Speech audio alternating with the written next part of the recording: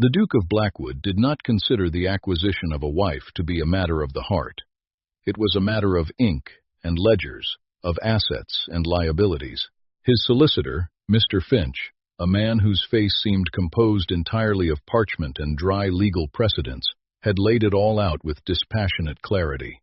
Lord Vance, a man of fine lineage and even finer gambling debts, was ruined. His single asset of any consequence was his daughter, Eleonora. The Duke, in turn, required a duchess. It was a neat, if unromantic, solution. A barony saved, a ducal line secured.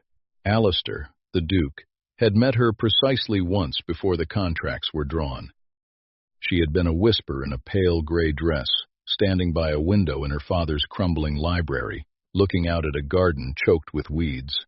He remembered noting her stillness, the way she seemed to absorb the light rather than reflect it. She was present, and she was absent.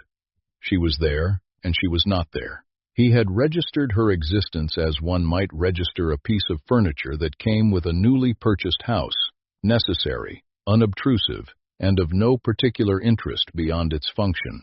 Her father, a man perpetually flushed with wine and desperation, had done all the talking.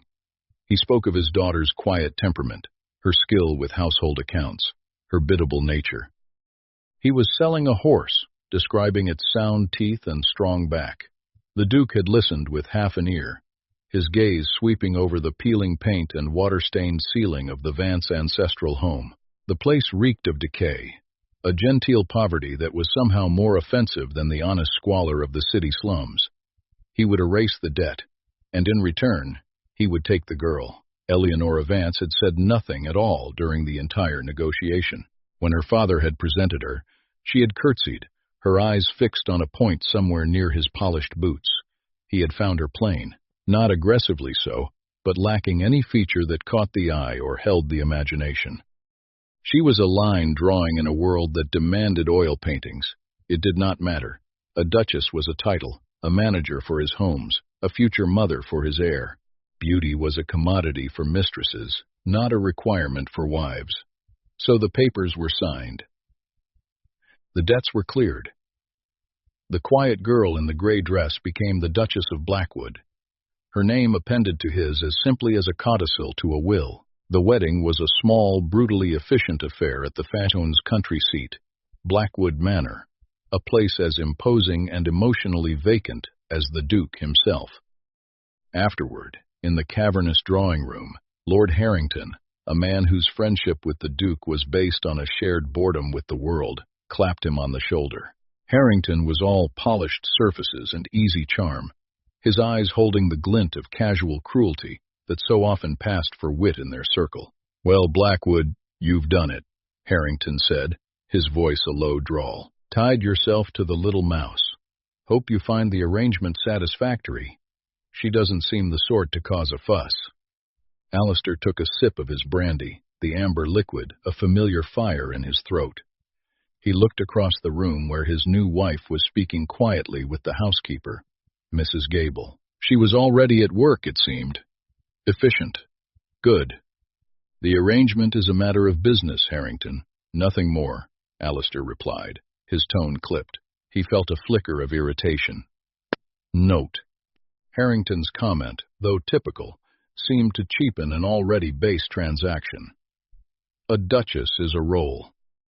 A set of duties to be performed. "And the performer?" Harrington pressed, a smirk playing on his lips. "What if she proves inadequate to the part?" The Duke gave a short, dismissive laugh.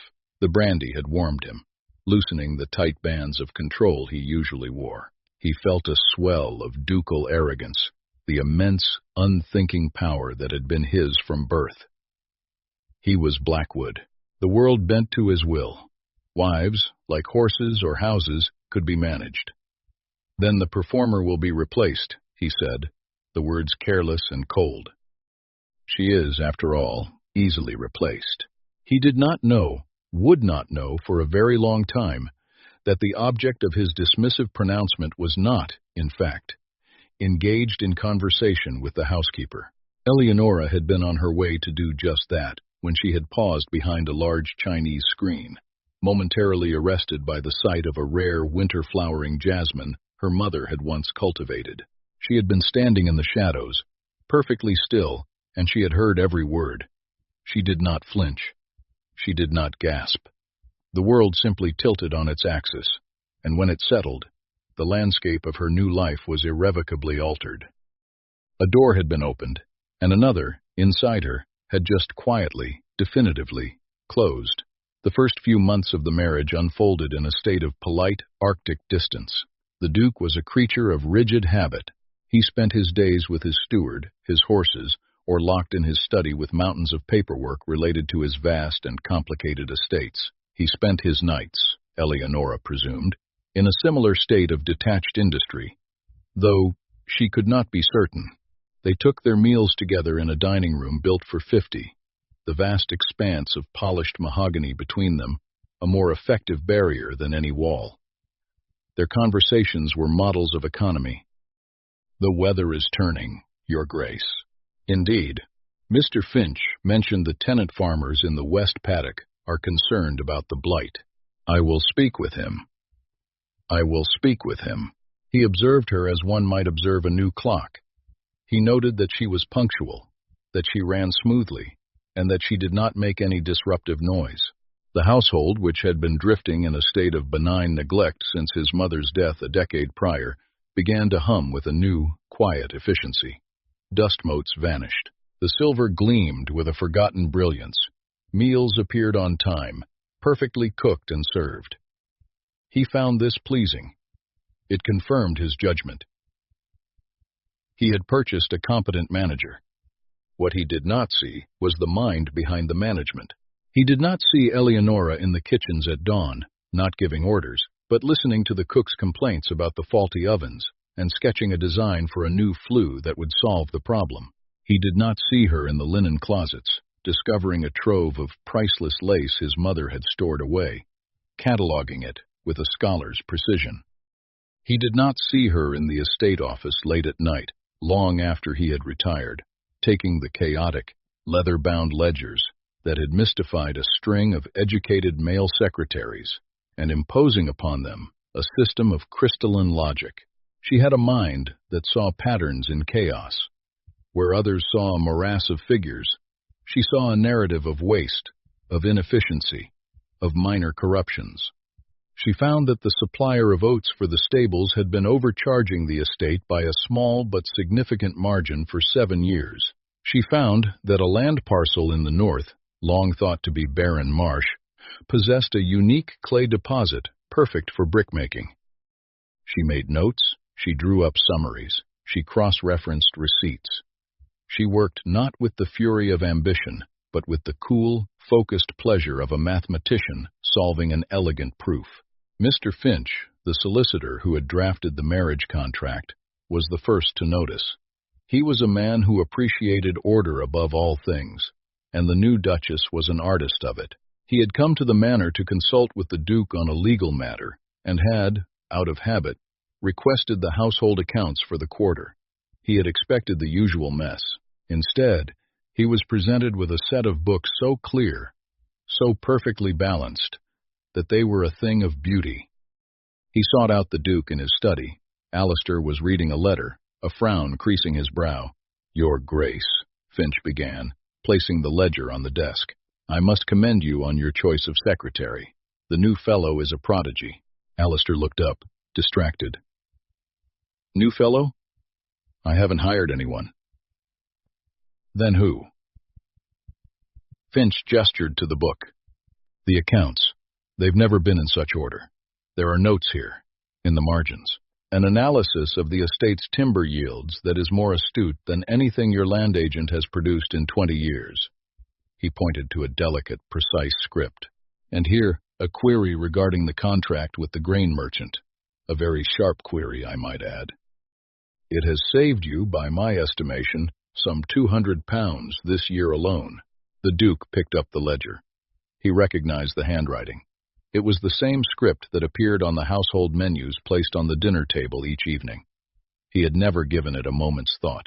"It is the Duchess," he said, a note of surprise in his own voice. He felt a strange, unfamiliar sensation. It was as if a painting he had walked past every day had suddenly developed a new, intricate detail he had never seen before. A recalibration was taking place in his mind, a minor adjustment to his perception of the woman who shared his name. The Duchess? Finch's eyebrows, thin and gray as cobwebs, rose a fraction of an inch. Remarkable.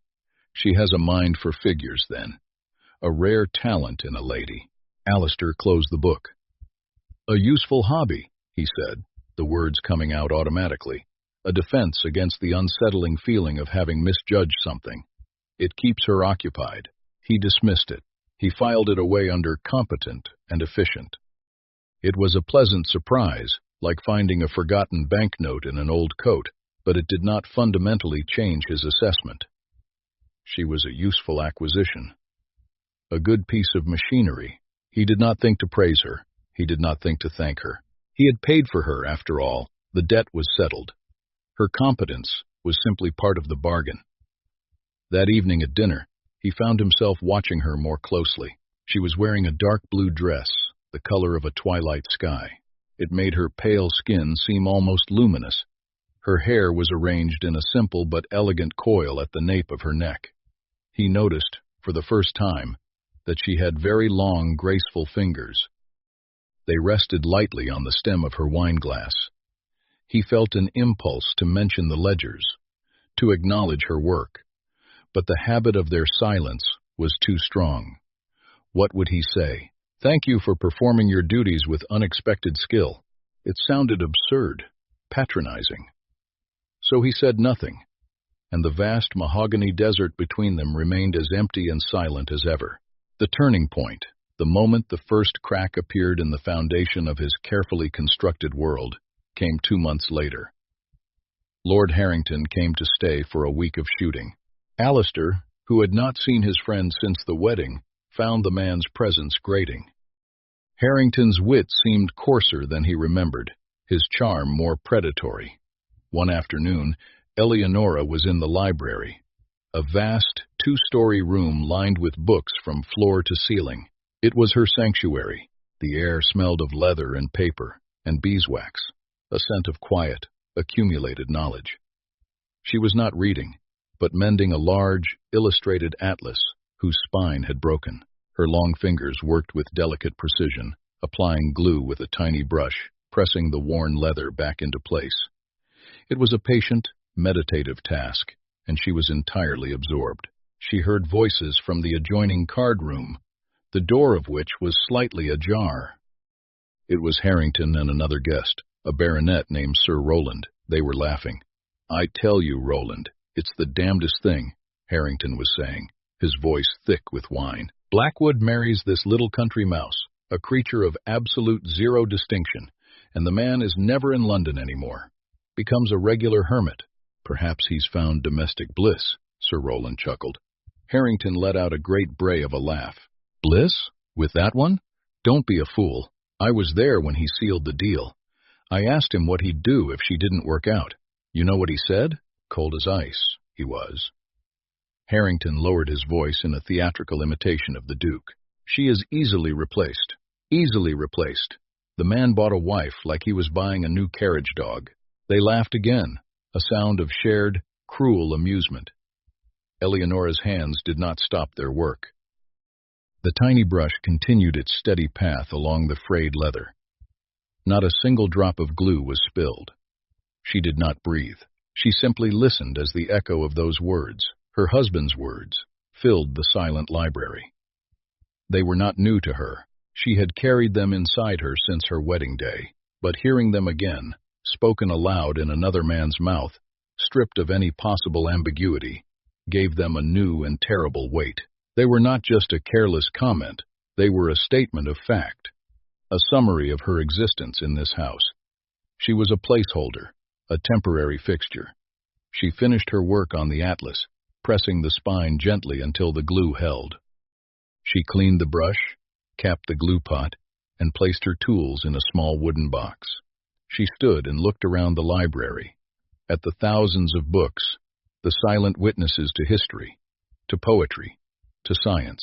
It was the only part of the house that felt like a home, and it was not hers. Nothing here was hers. She was just a cog in the machine, and a replaceable one at that. From that day forward, the quiet, efficient machine of Blackwood Manor continued to run, but its soul had been removed. Alistair did not notice at first. Life continued its predictable rhythm. The house was immaculate. His meals were superb. His papers were always where he expected them to be. But a change had occurred, a subtle shift in the atmosphere that he could not immediately identify. It was like living in a house where a single, constant, low-frequency sound had ceased. One only noticed its absence after it was gone. The flowers were the first thing. For months, a small vase had appeared on his desk every morning. It was never ostentatious. A single branch of apple blossom in spring, a few sprigs of lavender in summer, a perfect crimson maple leaf in autumn. He had never consciously acknowledged them, but he had come to expect them. One Tuesday, the vase was not there. It was not there on Wednesday, or the day after. His desk seemed starker, emptier. Then it was the music. In the evenings, after dinner, he would often hear the distant, gentle sound of the pianoforte from the music room. He had assumed it was one of the maids practicing. The music was complex, often melancholic, played with a skill that was far beyond simple parlor entertainment. Now, the evenings were silent. The silence pressed in on him, heavy and absolute. At dinner, the emptiness of the chair opposite him became more pronounced. Before, while she had been quiet, he had been aware of her presence. He would catch her looking at him sometimes, her gaze thoughtful, analytical, before she would drop her eyes to her plate. Now, she never looked at him. Her eyes were always on her food, or on the tapestry-covered walls, or on the flickering candles. She answered his questions with the same polite economy, but the words were hollowed out, devoid of any inflection. She was a beautiful automaton, performing her duties with flawless precision. He was present and she was absent. She was there and she was not there. The realization that something was fundamentally wrong was not a sudden epiphany. It was a slow, creeping dread, an accumulation of small, unsettling details. He found himself watching her, trying to understand the change. He saw a woman who was perfectly composed, perfectly polite, and utterly, terrifyingly remote. The quiet warmth he had begun to unconsciously associate with her presence was gone, replaced by a polished, impenetrable chill. He started asking questions. "Mrs. Gable," he said to the housekeeper one morning, trying to sound casual, "who is it that plays the pianoforte in the evenings?" The housekeeper looked surprised. "Why, the Duchess, Your Grace. She has always been a great musician. Her father, Lord Vance, mentioned it was her only solace.